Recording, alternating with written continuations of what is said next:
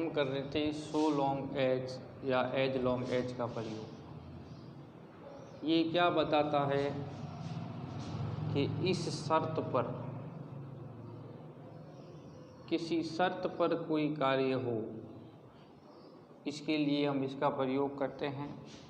और ये दशाएं बताता है, यानी दशाएं स्थिति को बताता है कि किस तरह की स्थिति में कैसे काम होगा। जैसे you are honest, nobody harm you. तुम अगर ईमानदार हो तो कोई भी तुम्हें क्षति नहीं पहुंचाएगा। तो तुम्हें क्षति नहीं पहुंचाएगा, उसके लिए तुम्हें क्या काम करना पड़ेगा? तुम्हें ईमानदार रहना पड़ेगा। तो जब हम सो लॉन्ग एज का प्रयोग करेंगे तो मुख्य शर्त क्या है, उसके आगे हम सो लॉन्ग एज लगा देंगे। तो इसमें सबसे पहले लग जाएगा सो लॉन्ग एज, फिर आ गया you are honest, so long as you are honest. पीछे वाला वाक्य अपने को उतारना है केवल, नो बॉडी हार्म्स यू। सरल है, कठिन नहीं है। बस यही ध्यान रखना है कि ये जो मुख्य शर्त है, इससे करने से पहले अपने को किसका प्रयोग करना है? सो लॉन्ग एज का प्रयोग करना है। यू पे द फीस, तुम्हें फीस चुका कर यू कैन रीड देयर, तुम यहाँ पढ़ सकते हो। यानी कि यहाँ पढ़ने के लिए, रीड करने के लिए मुख्य शर्त क्या है, क्या चुकानी पड़ेगी? फीस चुकानी पड़ेगी। फीस पढ़ना है तो क्या चुकानी पड़ेगी? फीस। तो ये पहली शर्त हो गई, यू पे द फीस। तो अपने को इसके आगे हम सो लॉन्ग एज लगा देंगे, so long as you pay the fees. So long as लग गया। यहाँ पीछे जो वाक्य लिखा है वो उतार देंगे, यू कैन रीड देयर। जरूरी ये नहीं है कि सो लॉन्ग एज आगे ही आए, बीच में भी आ सकता है, वाक्य परिवर्तन भी हो सकता है। बस वाक्य को पढ़ने से ये ज्ञात होना आवश्यक है आपको कि जो मुख्य शर्त है उससे पहले अपने को सो लॉन्ग एज का प्रयोग करना है।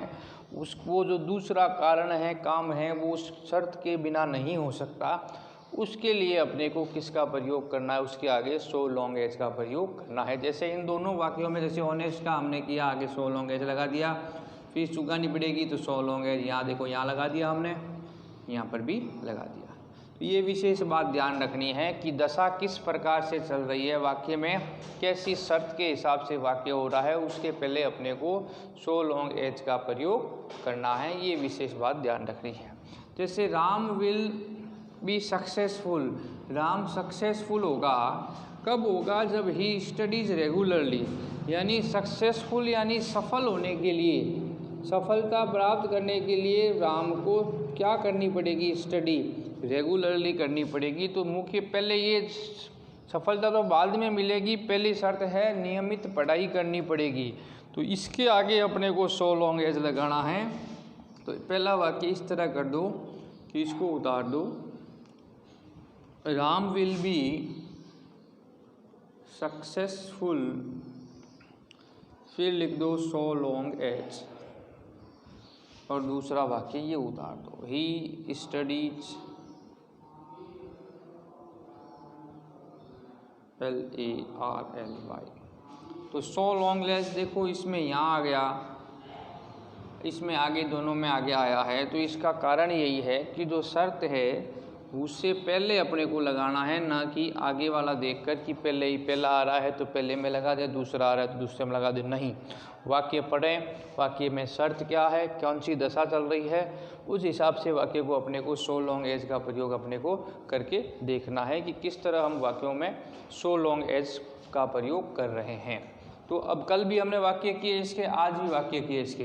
इसमें चाहे एज लॉन्ग एज लगाओ चाहे सो लॉन्ग एज लगाओ, दोनों ही आपको पूछ सकता है, उसमें कोई अलग चीज़ नहीं है, एक ही चीज़ में आएगा। कभी ये सो लॉन्ग एज पूछ लेगा, कभी एज लॉन्ग एज पूछ लेगा, तो अपने यहाँ एज लॉन्ग एज लगा देंगे।